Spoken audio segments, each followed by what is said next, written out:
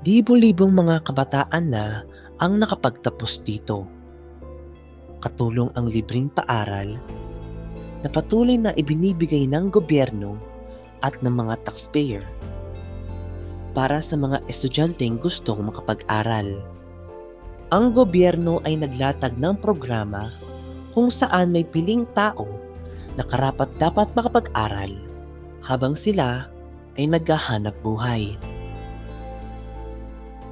Ang executive program, layunin nito magbigay oportunidad sa mga taong kapuspalad, ngunit may taglay na dedikasyon sa kanilang trabaho at mithiin makapagtapos ng pag-aaral. Isa na sa nakatanggap nito ay si Kuya Ogie. Ako po si Agustin Caparas. Ang posisyon ko ay Admin Entry Utility dito sa City College of Calamba. Nag-start ako 2006. Nag 2 years ako sa JO, job order.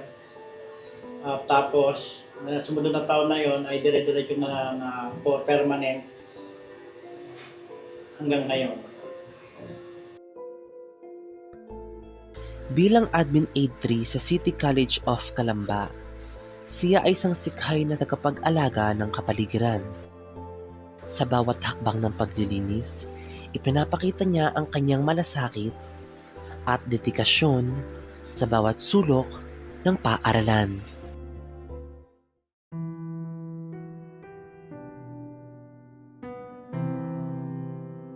Pangunahing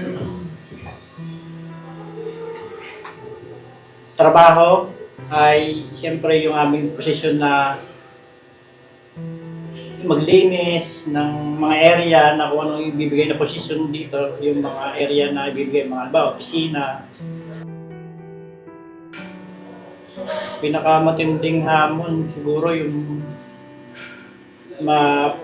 mapanatili mong malinis yung area, saka yung mga binigay sa yung responsibilidad na posisyon dito sa CCC. Siya ay alpinistang patuloy na naglalakbay sa tuktok ng matarik na bundok ng paglilinis, na kahit gaano kabigat ang daladalang pasanin ng bawat araw, ay patuloy pa rin siyang umaakyat upang maghatid ng kaayusan ng dalubhasaan.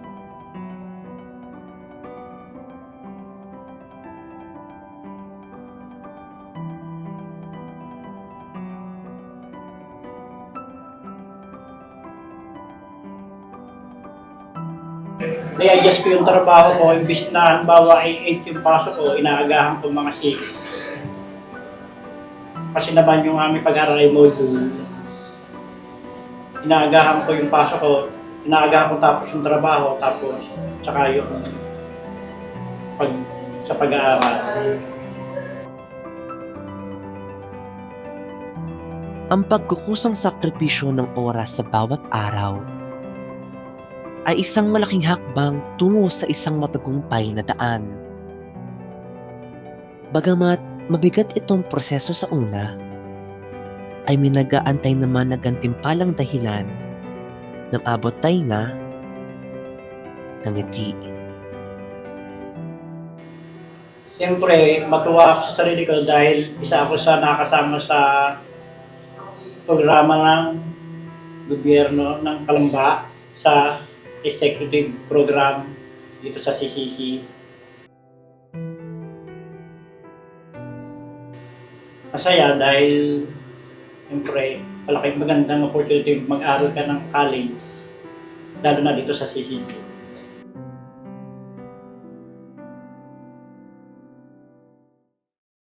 Noong May 15, 2024, inuulat ng Philippine Statistics Authority o PSA mula sa kabuoang 42.8 milyong Pilipino na may edad 5 hanggang 24, tinatayang 10.7 milyon o 25% ang kabilang sa out-of-school youth o OSCY, kung saan 51.3% ay lalaki at 48.7% naman ay sa babae.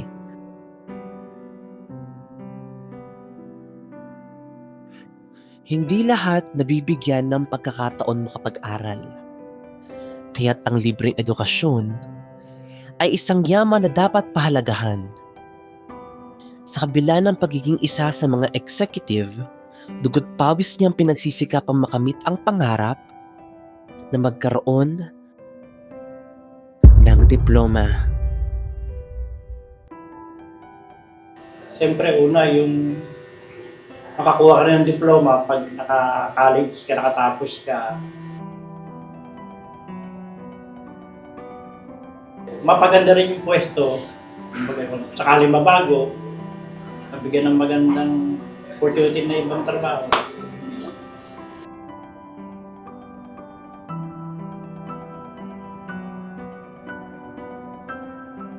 Iba yung sa labas yung trabaho, yung tapos nag-aaral siguro. Sa akin naman medyo madali naman, masaya dito. Kasi dito rin ako tatrabaho. Tapos dito rin ako nag-aaral. Siguro ano lang, sipag lang. Tsaka yung dedikasyon sa sarili. Sa kabila ng mga alon sa buhay, hindi nito napalubog ang sipag at dedikasyon ni Kuya Ogie. Sa patuloy na paglalayag sa dagat-dagatang apoy, sa wakas ay malapit-lapit na niyang makamit ang papel ng tagumpay. Sa libro ng iyong buhay, hindi nagsisilbing huling pahina ang iyong diploma. Bagkus, ito ay isang hudyat para sa panibagong kabanata.